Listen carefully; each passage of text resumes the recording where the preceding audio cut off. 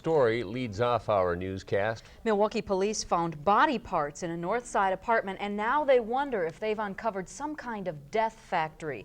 This was the scene earlier this morning. Police hired a private contractor to haul a refrigerator and a tank of acid out of the apartment in the 900 block of North 25th Street. Because of the acid, some neighbors were evacuated briefly. Police found parts of bodies, leading them to believe the man they arrested is a mass murderer. From our investigation, we feel that this individual strongly is involved in other homicides. We have taken evidence out of the building by the medical examiner to be examined. What brought the police here in the first place? The officers were stopped by an individual who claimed he was in the apartment and became engaged in a dispute with the owner of the apartment and left the apartment and called the officers. A 31-year-old man was arrested at that apartment. The Milwaukee County Medical Examiner will release more details on this case this morning at 10 o'clock.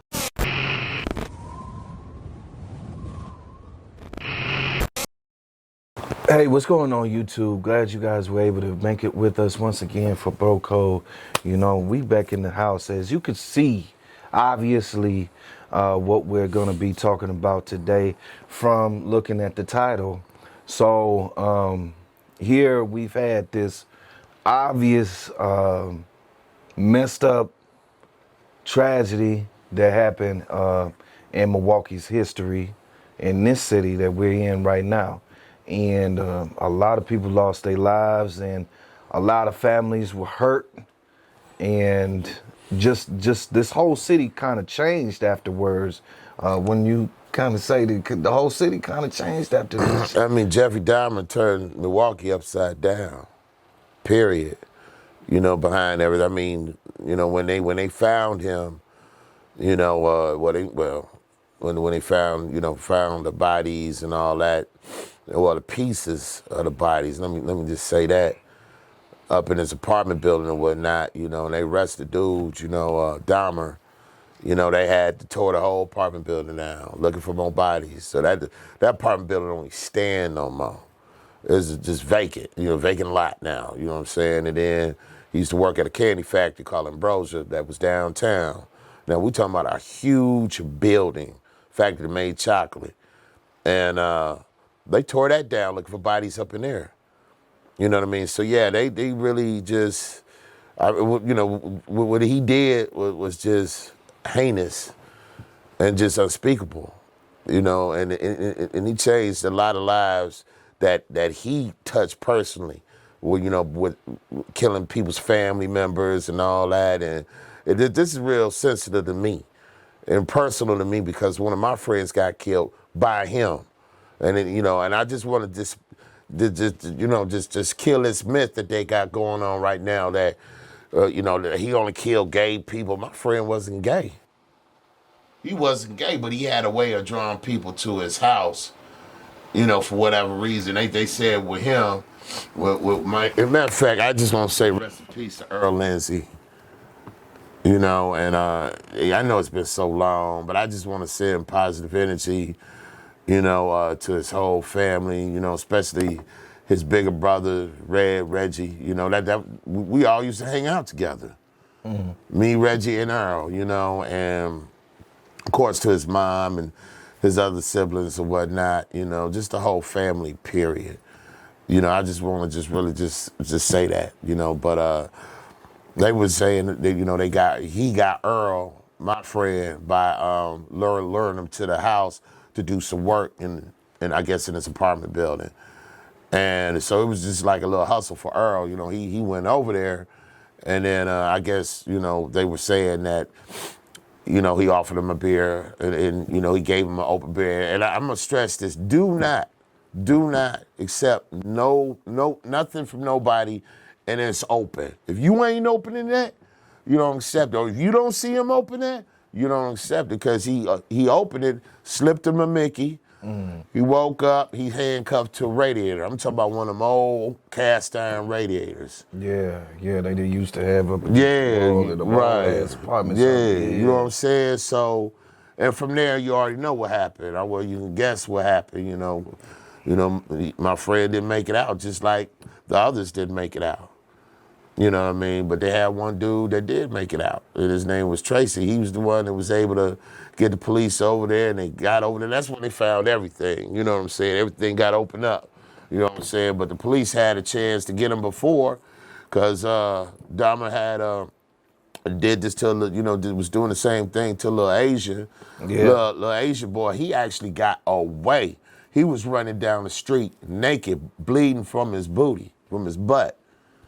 And the cops stopped him, and he was telling the cops what had happened. The cops took him back to Jeffrey Dahmer and said, oh, it's a lover's spat, and gave him right back to Jeffrey Dahmer. Jeffrey Dahmer killed that boy. Yeah, and there was actually a story out, and I actually seen this story, and but it's on YouTube, but you can see the story. Basically, this woman, and she's the one that called the police. She's the one that found the boy. She called the police. She got the police to come out, and apparently, while she was waiting on the police, Jeffrey Dahmer came and saw the boy, and then was trying to take him back to his residence. Now, when the police get there, they go ahead and tell the young sister, you know what? We'll handle this. We'll handle this. It all happened about 12:30 in the morning of May 27th. That's when Tina Spively says she and her friend saw Conrad Citizen Phone stumble and fall onto State Street. They ran up to him and noticed that he was bleeding from behind, and he appeared to be drugged at that time as well. That's allegedly when Jeffrey Dahmer grabbed at the boy, and Tina says she confronted him. I was right up on him. I'm trying to threaten him to, let him go. We're gonna bust you in your stuff. Turn him loose. He don't want to be with you. Leave him alone. And then my cousin was like, just get out of it. It's none of your business. I said, but still, he needs help. I said, look how I'm doing, like they gave him some dope or something. Spivey's friend called police. By the time they arrived, Dahmer had allegedly carried Citizen Phone to this alley just off the 25th and State. But Spivey says the two officers quickly asked them to leave. And basically saying that she's not justified for calling the police. Like you said, it's just a love spat. Yeah. And that they thinking that, or they was told that the boy was 18, 19 years old, but the boy was only 14 years old. Right. He was a kid. I mean, right then and there, Dahmer should have been in jail. Yeah. Because he was a minor.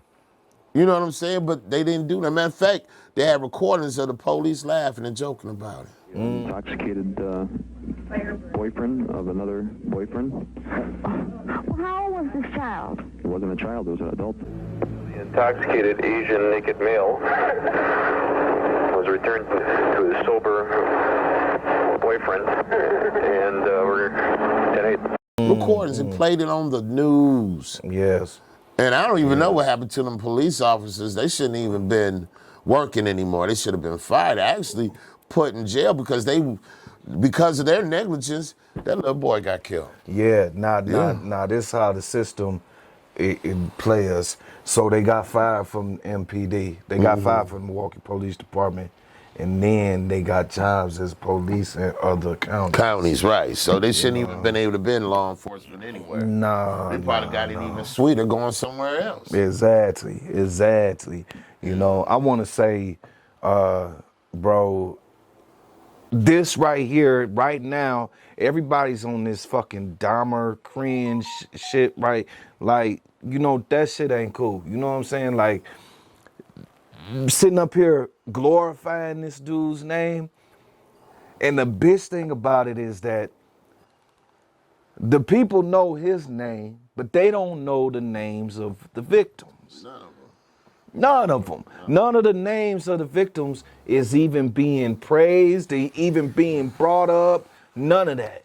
Okay? Well, see, what it is that Dahmer, they don't care about them victims. No, they don't. Dahmer has a fan base. Right. And you know he got a fan base. You already came out with a movie. He already came out with a movie and something else or whatever. Now you coming out with something else, a docu-series with Netflix. Man, that's garbage. Yeah. You know what I'm saying? I mean, Why keep opening up these wounds, these old wounds and stuff? I just don't get it. Yes. It just don't make no sense to me, Mo. But see, you know, that goes back to what I was saying before about, you know, we live in a country and some people may not like what I'm about to say, but I'm finna go ahead and I'm finna say the truth, okay? We live in a country where they glorify and uphold the name of these serial killers, okay? They make documentaries, movies, they'll make you famous. You do that kind of stuff in other countries, they won't even speak your name. They'll kill you.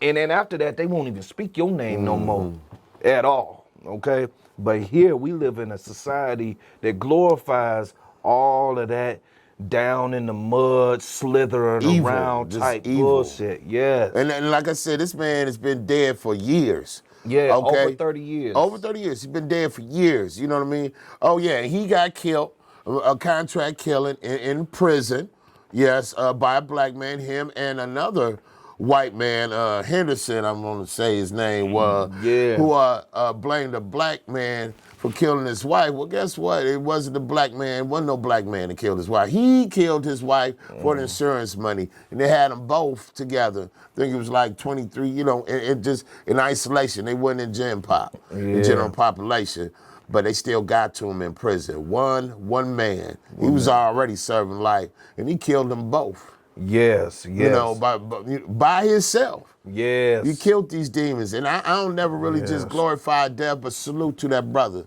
You know what I mean? All day. At his first court appearance, Scarver entered the courtroom singing. Rain or shine, sharing your dreams, your heart and your mind. You know what I'm saying? I want to say one more thing, too. You know, fuck Rick Ross.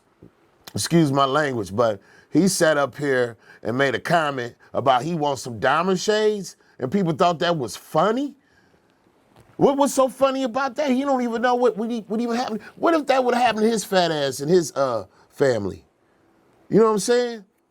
And please excuse my language and everything. I'm gonna tone that down, but this really hits home for me. You know, me personally, because I was in the trenches. You feel me? When this stuff was going down. You know what I'm saying? That was my guy that got killed by this dude, by this demon who's back in hell or where he need to be. You know what I'm saying? But for Rick Ross to sit up and talk about, oh, I need some Dahmer shades and woo-woo. Oh, that's all you can say about that? You know, okay, some shades, what the hell that even mean? What difference does that make about what shades on his face? And what, you gonna make that popular now? Everybody wanna get some Dahmer shades? That's what I'm saying. You glorify and you popularizing a demon, somebody that was just straight evil. You know what I'm saying? And just me personally, I cannot stand, you know, these docuseries, these movies, John Wayne Gacy, whoever else, killer, Charles Manson, all that. Leave that shit alone. They got a bigger fan base than people living. Yeah. You know what I'm saying? I just don't get that. You know. But yeah, Rick Ross, he was wrong for that. You know what I'm saying? You know, next time just keep your finger licking mouth shut and stick to what you know. Rapping and selling chicken. Right. Nah, I mean, you know, I gotta agree with you, bro, on that. You know, another thing is the simple fact of the matter that, you know, you got some outside broad that came to the city. Okay, this was a few years ago. You got some outside broad that came to the city and was doing Jeffrey Dahmer tours. One of Milwaukee's darkest chapters now being reopened tonight, and some are not happy about it. Colleen Henry reports on the new walking tour offering Jeffrey Dahmer history at a discount. The Ball Game is one of Milwaukee's longest-running gay bars, and it's seen the best and worst of the city's history. Dahmer regularly hung out in this neighborhood and found victims here. 20 years after his arrest, Jeffrey Dahmer still haunts this neighborhood. With word, an historic Dahmer tour debuts here on South 2nd Street this weekend. I can't imagine what the family of the victims feel like. I mean, people are making money on their tragedy, the horrible death that he was responsible for in this neighborhood, and the victimization of a community. Word about the Dahmer tour surfaced this week on the daily deal site Groupon, which offered 2 tickets for $25, a 58% discount. A deal so hot it sold out in hours. The company's website says the 90-minute walking tour of Walker's Point highlights the bars where Dahmer trolled for victims. It doesn't say who's behind the tour or list an address or phone number. 12 News tracked down Amanda Morden, who said she's handling marketing for the tour's owners, whom she initially declined to identify. As this product is new and on its way to being launched, we prefer to give them a little bit of anonymity to watch the rollout on this. Are they concerned about backlash? There is backlash in the community. It's a very sensitive product, and it should be treated as such. It was an absolutely horrific thing that happened in the city, and part of our nation's bloody history as well. So there is outcry from the community, and there should be as it pertains to this particular topic. Then why are they turning this into a commercial enterprise? It is not a commercial enterprise. We're providing information. You can look at a book, you can look at a documentary. This is just a different format of that. These owners, or this owner, is it one person or more than one, or? It is. It's a co-partner with myself. Okay. Yeah. So you're an owner? I am. Remember that? No. Not yet.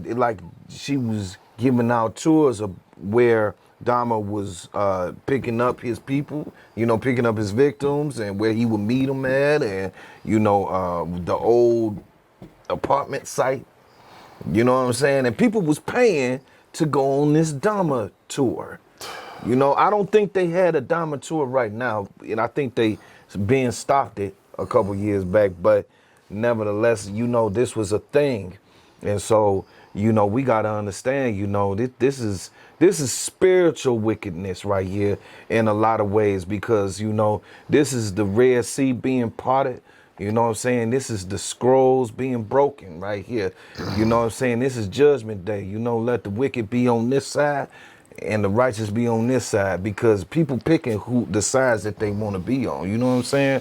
And I see it. There's some people that worship that devil shit. Yeah. And we don't do that over here. You know what I'm saying? So when it comes to that, hey, I'm on God's side, okay? I'm a soldier for God. Side. You know what I mean? Period. Fuck Jeffrey Dahmer. You know what I'm saying? So we gonna go ahead. And everybody associated with him too. Real talk, did you want to say something? Nah, else? man. I said what I had to say, but like I said, just to kind of sum it up, what I'm saying, I just want to say rest in power to not only my friend but all the victims of Jeffrey Dahmer's. And I just would appreciate and just hope and pray that people just let this die down. Don't keep bringing this back up. You know what I mean? Because it's just too much pain. You know what I'm saying? The families, of the victims seeing this. You know what I'm saying? Of course, they probably not even gonna look at it. You know what I'm saying? Because I'm not looking at it. I don't look at none of that stuff that's associated with Doom or any type of other serial killer, because I'm not into that. I don't bust a nut off of that. You know what I'm saying? So I mean, I'm just, just want to continue to praying for the families, and because they got to watch this stuff be glorified in their face when they loved ones was taken away. Right. You feel me? Right. So with that, much prayers to the families and whatnot. So most definitely rest in power to all the victims. And so with that being said, you guys, I'm gonna go ahead and do something that really has and to be honest, I've been scouring the internet, YouTube, all that stuff. I've been looking for some videos to sit up here and give accreditation, or not really accreditation, but some type of acknowledgement towards the victims, you know what I'm saying? And I haven't really been able to find that. I've been able to find one here, maybe one here, you know what I'm saying? But we gonna go ahead, what we gonna do on this channel is I'm gonna go ahead, I'm gonna read the names off, and as I read the names off, y'all gonna see the pictures so you can see the person behind the name, okay? And behind all of this craziness, these were somebody's sons, this is somebody's dad, somebody's cousin, these were people as well, And they didn't have nothing to do with this crazy, deranged situation, but they end up finding themselves in it. So I'm gonna go ahead and read their names off. So you got Curtis Straughter, Stephen Mark Hicks,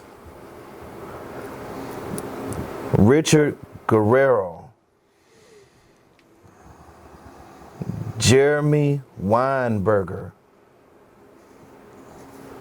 Jamie Dox Tater, Ricky Beeks, Oliver Lacey, Earl Lindsey, Conoric Synthesome, Yeah, Synthesome, I think it was. Yeah. Ernest Miller, Anthony Hughes, Joseph Bradoff, Matt Turner, Anthony Sears, David C. Thomas, and Edward W. Smith.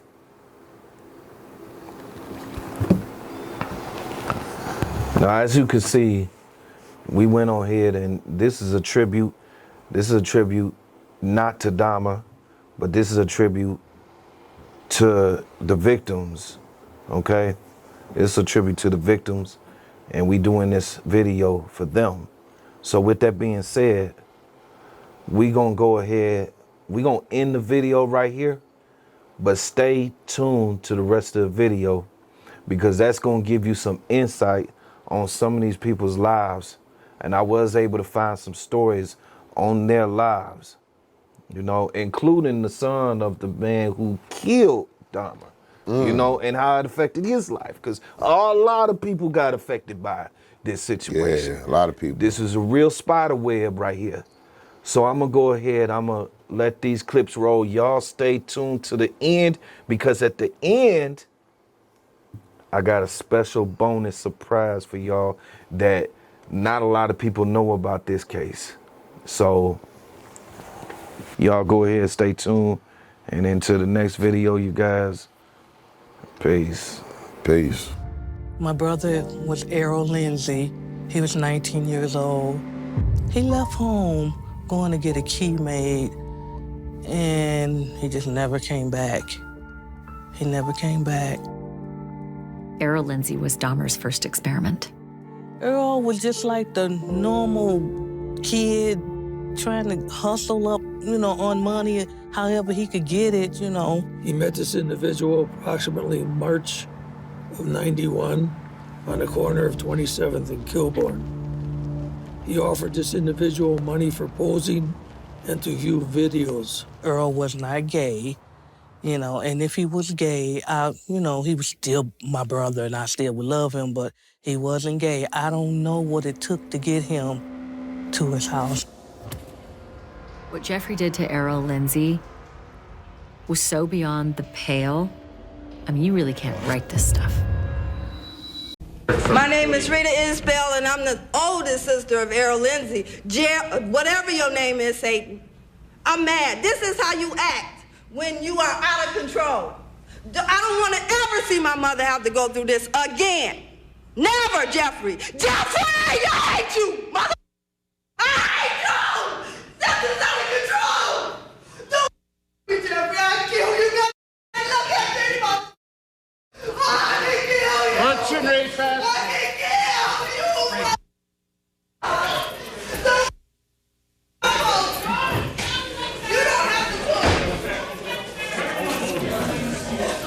30 years years ago, Milwaukee woke up to news Jeffrey Dahmer was responsible for killing more than a dozen people. The majority of those murders happened in an apartment near the Marquette campus. So we thought it was a Steve freezer, and now we found out he's got dead bodies in it. All that remains today of that site is a grassy lot. The fence was not here. This is all new. We returned there with Claiborne Benson, a former TMJ4 photographer and current executive director of the Wisconsin Black Historical Society Museum. He remembers being there that morning with investigators. But we could actually see the body parts being carried out the back door. He'll never forget the people who showed up to the crime scene. I began to see family members come and ask questions about who were these people and did they know of their loved ones, and they would hold pictures up. They're saying, I'm missing a brother, or I'm missing a cousin. April 7th is when he didn't return back from getting his key made. The Dahmer case was an awakening for Milwaukee in many ways. An awakening that there were people who were missing, who were not followed up on. Jeff Fleming works for the city of Milwaukee in the mayor's office. In 1991, he was a reporter for TMJ4. Clearly, the case of Conrad Sinthasimpone raised very serious questions about how the police treated people. 3 months before Dahmer was caught, one of his victims, Conrad Sinthasimpone, escaped Dahmer's apartment. An alert neighbor called police when they saw the naked and disoriented 14-year-old boy running down the street. Police showed up, and so did Dahmer. He convinced police the boy was drunk and they were lovers. Police brought the boy back to Dahmer's apartment. Would they have treated Conrad Sinthasimpone differently had he been a blonde woman? Probably they would have. My father was young. He still had his whole life ahead of him. Cortia Benland is 23. Her father, David Thomas, was 23 when he became Jeffrey Dahmer's 9th victim. And I've always wondered, why him? Her dad was a self-described hustler. He met Dahmer near Grand Avenue, where he was selling street merchandise. Dahmer lured him to his apartment, where he promised to pay him. Instead, he drugged him and killed him. Cortia was age 2. Her mother told her what happened when she was 14, when she started paying attention to the news. I wasn't going to show her when she was 14 or 15. I was going to wait till she got older, where she understood what a serial killer really was. So now it's like she's having problems. You know, she have nightmares, stuff like that. She wake up crying. It's like you're looking at a door and it has a lot of locks on it. And it's like I'm looking through my father's eyes, seeing what he's seeing. And then it's like you see somebody walk up and it's like it goes black. And this dream I've been having for a long time, it's like it never stops playing. Like I'll never get to the end of it. You know, why couldn't he been somewhere else at a different time? It hurts. The building where Dahmer lived and murdered his victims has long been erased. But that was a place, a thing. The hearts he broke are human, and those scars are for life. In Milwaukee, Mike Anderson, WISN 12 News. Final victim of notorious serial killer Jeffrey Dahmer, but Tracy Edwards survived his brush with death, leading to Dahmer's arrest 20 years ago last week. Now, just days after that anniversary of his escape, Edwards is under arrest tonight, accused of murder. 12 News reporter Nick Bohr is live at the scene of last night's homicide in downtown Milwaukee. Hey, Kathy, Tracy Edwards has lived a difficult life both before and after his encounter with Jeffrey Dahmer. He served time in prison, and now he could find himself behind bars for the rest of his life, accused of being involved in the death of a homeless man last night who fell into the Milwaukee River and died. Jeffrey Dahmer's killing spree came to light 20 years ago last week, thanks to the will to survive of then 32-year-old Tracy Edwards. As he was being handcuffed by Dahmer, Edwards was able to punch his way free, flee to the street, and alert police. Officers, of course, discovered human remains inside Dahmer's apartment, and the rest is literally Milwaukee history. Fast forward to last night, another Milwaukee crime scene, a homicide along the Milwaukee River. This time, though, Edwards finds himself as the accused. Police say 3 homeless men were arguing. Things turned physical, and the victim went over the railing, falling to the river below, where he died. The 52-year-old Edwards and a 45-year-old man were arrested on suspicion of homicide. It's hard to watch people self-destruct, and it's especially hard to watch them be destructive toward other people. Very hard. McCannon Brown at the Repairs of the Breach Homeless Outreach knows Edwards well.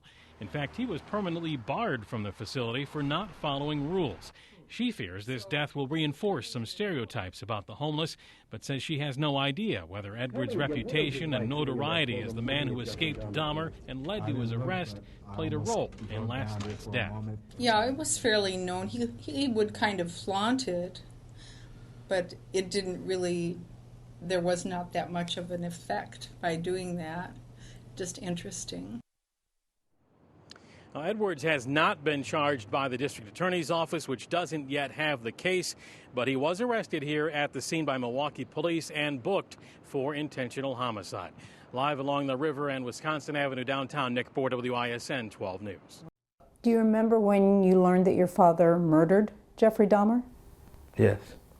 It was about 10. I saw it on TV, and that's how I found out, so, yeah. So you suddenly see your father? Yeah, it's a big picture of him popped up, and I was just shocked at that point. 50% of the kids in juvenile detention have a parent incarcerated. And we're really trying to slow this down. As a retired federal prison warden, Percy Pitzer has spent most of his life around prisoners. Now he wants to help their children. It's a lot of pressure on a kid when a parent is incarcerated. His foundation helps the children of inmates get a college degree. One scholarship recipient is the son of the man who murdered notorious serial killer Jeffrey Dahmer while in prison. Do you remember the first time that you heard the name Jeffrey Dahmer? Heard it a lot growing up. That's all I heard. When I was young, I didn't know what it meant, obviously, but, you know, that name, you know, it's been around me for my whole life, so. Chris Scarver, a senior at Bethany Lutheran College, has lived with the secret his whole life, but is finally ready to talk about it. He was born just after his father, also named Christopher Scarver, committed a murder that would land him in jail with Dahmer.